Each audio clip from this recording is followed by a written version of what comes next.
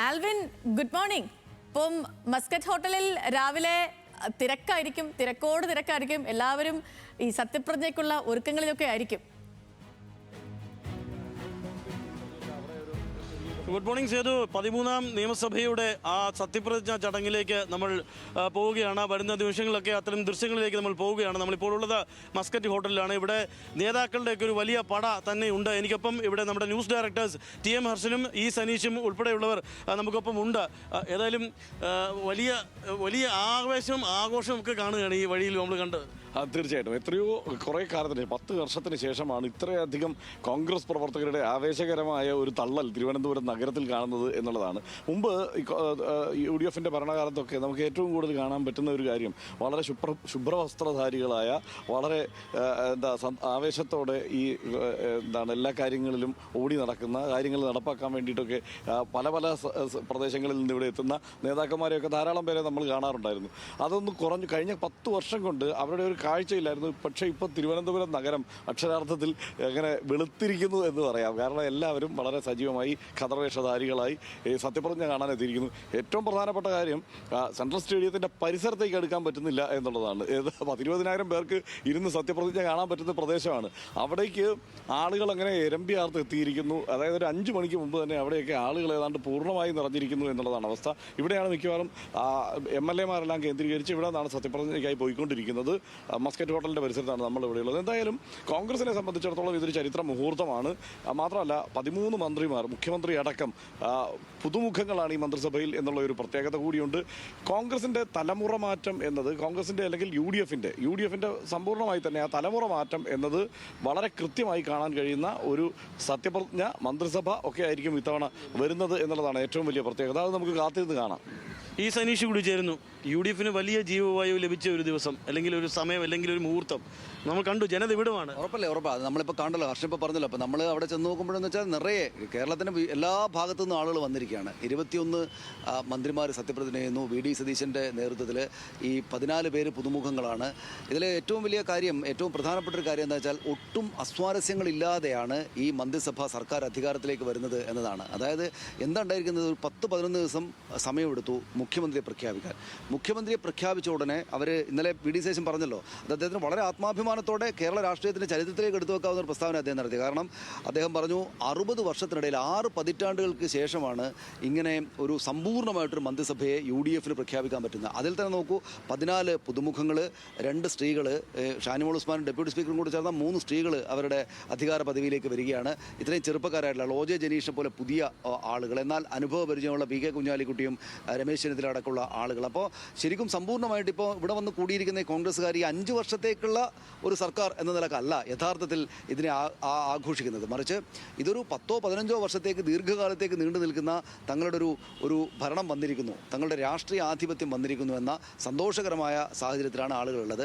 പിന്നെ നോക്കൂ, 10 വർഷം കാത്തിരുന്നതാണ് ആൽവിൻ. അതായത് നമ്മൾ ഈ കോൺഗ്രസ്സുകാർ മാത്രമല്ല, മുസ്ലിം ലീഗുകളും മുസ്ലിം ലീഗിൻ്റെ പ്രവർത്തകരും മറ്റ് പാർട്ടിക്കാരും ഒക്കെ 2 ടേം അധികാരത്തിൽ മാറിയുന്നു. കഴിഞ്ഞ തവണ അവർ ഇതേ സമയത്ത് അങ്ങേയറ്റം നിരാശയിലായിരുന്നു. ഇപ്പോൾ 2 ടേം മാറി നിന്നിട്ടാണ് അവരിപ്പോൾ വന്നിട്ട് ഈ ഒരു അധികാര പദവിയിലേക്ക് വന്നിരിക്കുന്നത്. അതിൻ്റെ സന്തോഷം തിരുവനന്തപുരത്ത് എല്ലായിടത്തും കാണാം. ഹർഷൻ നേരത്തെ പറഞ്ഞതുപോലെ നമ്മൾ മുൻകാലങ്ങളിൽ തിരുവനന്തപുരത്ത് ഇല്ലാത്ത വിധം നമ്മൾ മിസ് ചെയ്തിരുന്ന, ഈ 10 വർഷങ്ങൾക്കപ്പുറത്ത് മിസ് ചെയ്തിരുന്ന ഈ ഖദർ വസ്ത്രധാരികളായിട്ടുള്ള, വെള്ള വസ്ത്രധാരികളായിട്ടുള്ള കോൺഗ്രസ് പ്രവർത്തകരുടെയും മുസ്ലിം ലീഗ് പ്രവർത്തകരുടെയും വലിയ ആഹ്ലാദാരവങ്ങളാണ് ഇപ്പോൾ തിരുവനന്തപുരത്ത് ആകെ തന്നെയും ഉള്ളത്. നമുക്കത് കാണാം അല്ലേ?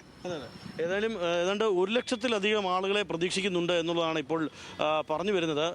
ഇപ്പോൾ ഏതാണ്ട് 15,000 പേർക്ക് മാത്രമാണ് ഇരിപ്പിട സൗകര്യം അവിടെ ചന്ദ്രശേഖരൻ നായർ സ്റ്റേഡിയത്തിൽ ഒരുക്കിയിട്ടുള്ളത്. നമുക്കിപ്പോൾ ഇവിടെ നേതാക്കന്മാർ പലരും ഇവിടുന്നൊക്കെ ഇറങ്ങുന്നതേ ഉള്ളൂ, അതിനൊക്കെ സമയം ആകുന്നതേ ഉള്ളൂ എന്നുള്ളതാണ് നമുക്ക് ഈ ഘട്ടത്തിൽ മനസ്സിലാക്കുന്നത്.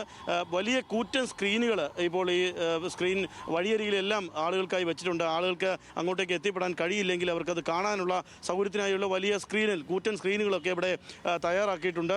ഏതായാലും ഈ UDF-ന്റെ മന്ത്രിസഭയിലേക്ക് എന്ന് പറയുമ്പോൾ ഒത്തിരി പ്രതീക്ഷകൾ അവരെ സംബന്ധിച്ച് ഉണ്ട്.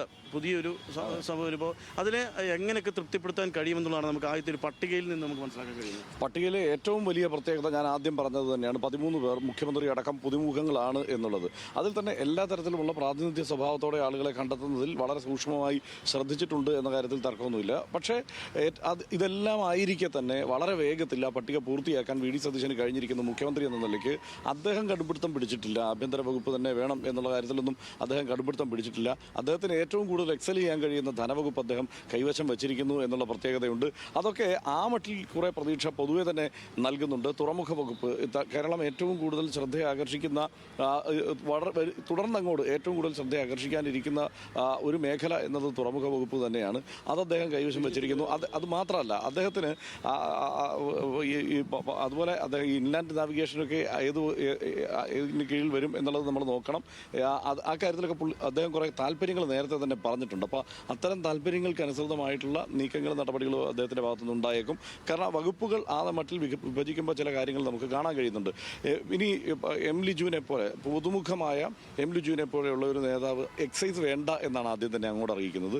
അതൊരു പതിവ് കീഴ്വഴക്കം എന്ന മട്ടിൽ, കാരണം ഈഴവ പ്രാതിനിധ്യം എന്ന നിലയ്ക്ക് ലിജുവിനൊരു ബർത്ത് കിട്ടുമ്പോൾ, മന്ത്രിസഭയിലേക്ക് ഒരു ബർത്ത് കിട്ടുമ്പോൾ അത് ഇങ്ങനെ പരിഗണിക്കപ്പെടുന്നത് ആയിക്കൂടാ എന്നുള്ള ഒരു വിഷൻ, ഒരു കാഴ്ചപ്പാട് അവതരിപ്പിക്കാനൊക്കെ അങ്ങനെ അവർക്കൊക്കെ കഴിയുന്നു എന്നുള്ള കൗതുകമുണ്ട്.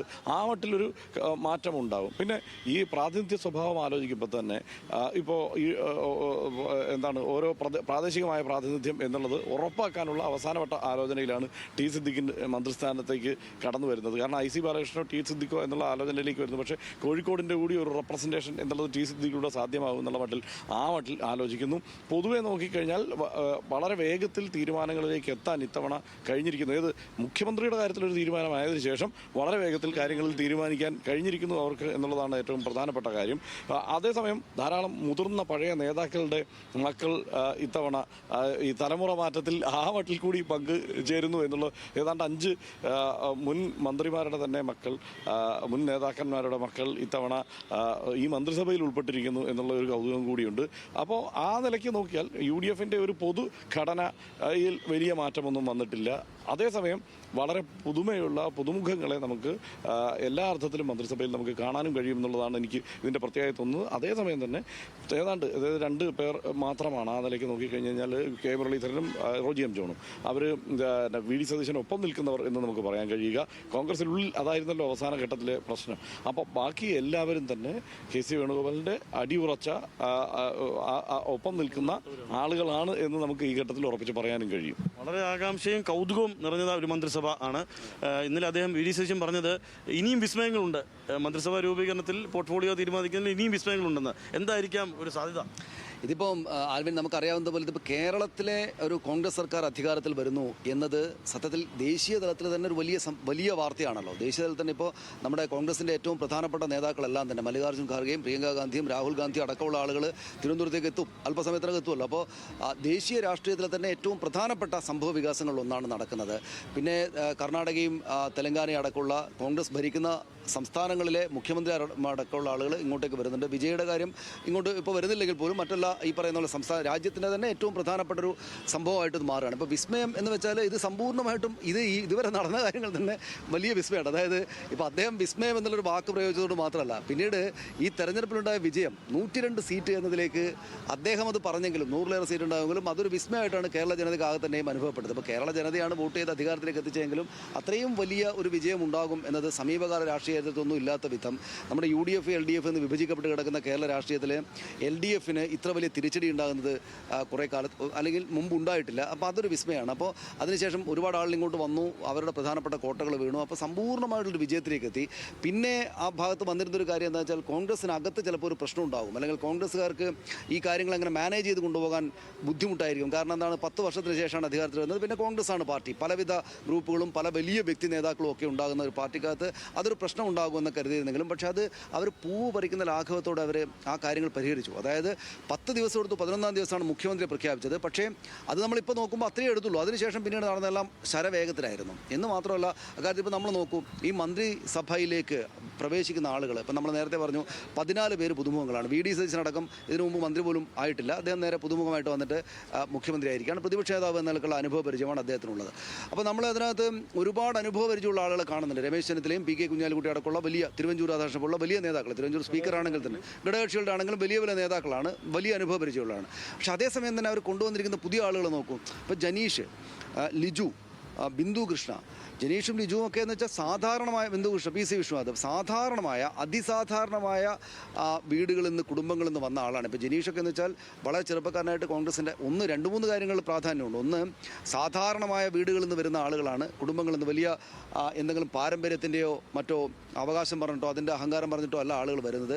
2, അവരൊക്കെ വരുന്നതിൻ്റെ അവരുടെ ഒരു 10 വർഷക്കാലം എന്താണ് ആൽവിൻ, അതായത് 2014 ദേശീയ സർക്കാർ നരേന്ദ്രമോദിയുടേതായതിനു ശേഷമാണ് അവരുടെ രാഷ്ട്രീയ യൗവനം തുടങ്ങുന്നത് തന്നെ. എന്ന് വെച്ചാൽ കോൺഗ്രസ് കരുത്തരായിരിക്കുന്ന സമയത്തല്ല വന്ന നേതാക്കളല്ല ഇവരാരും. ഇവരെല്ലാം കോൺഗ്രസ് ക്ഷീണിച്ചിരിക്കുന്ന കാലത്ത് വന്നതാണ്. അതായത് ദേശീയ തലത്തിൽ നരേന്ദ്രമോദി സർക്കാർ ഭയങ്കര ബ്രഹ്മാണ്ഡമായിട്ട് വന്നിട്ട് കോൺഗ്രസ് മുക്ത ഭാരതം തന്നെ ഉണ്ടാക്കുമെന്ന് പറഞ്ഞതിന് ശേഷം, അതുപോലെ 2016 പിണറായി വിജയൻ വരികയും പിന്നീട് 2 തവണയായിട്ട് CPM ഭരിക്കുകയും ചെയ്തിട്ട് ഇടതുപക്ഷ സർക്കാർ ഭരിക്കുകയും ചെയ്ത് ഇവിടെയും കോൺഗ്രസ് ക്ഷീണിച്ചിരിക്കുന്ന, കോൺഗ്രസും UDF-ഉം ക്ഷീണിച്ചിരിക്കുന്ന കാലത്താണ് ഈ പറയുന്ന കാര്യങ്ങൾ ഉണ്ടാകുന്നത്. എന്ന് വെച്ചാൽ അപ്പോൾ കോൺഗ്രസ് ക്ഷീണിച്ചിരിക്കുന്ന കാലത്ത് കോൺഗ്രസിനോടുള്ള അലീജിയൻസ് അതിശക്തമായിട്ട് പ്രഖ്യാപിച്ചിട്ട് വന്ന നേതാക്കൾ ഉൾപ്പെടെയുള്ള ആളുകളാണ് മന്ത്രിമാരായിട്ട് ഈ സർക്കാരിന്റെ ഭാഗമായിട്ട് വരുന്നത് എന്നത് അങ്ങേയറ്റം സവിശേഷ പ്രാധാന്യമുള്ള കാര്യമാണ്. ആൽവിൻ തുടരൂ, ആൽവിൻ, സനീഷ, ഹർഷൻ 3 പേരും തുടരൂ. ഞാൻ എത്താം.